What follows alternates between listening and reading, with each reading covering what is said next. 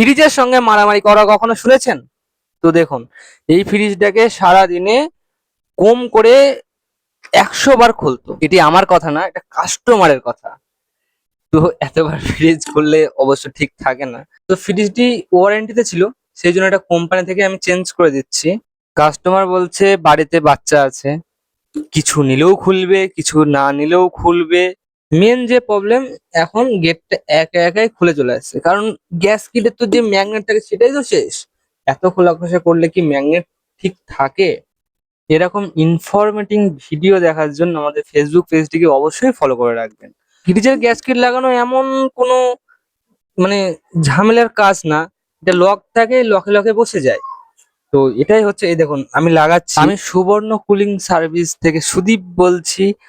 আপনাদের AC, fridge, geyser, washing machine, chimney কোনো রকম প্রবলেম থাকলে অবশ্যই কল করে জানাতে পারেন।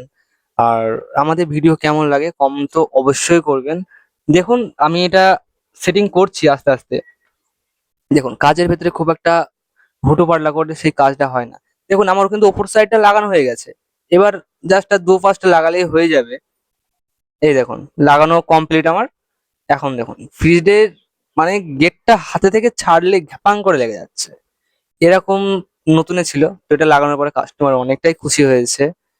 তো যাই হোক, দেখা হচ্ছে নেক্সট কোনো ভিডিও টপিক নিয়ে। টাটা, বাই বাই, ভালো থাকো, সুস্থ থাকো।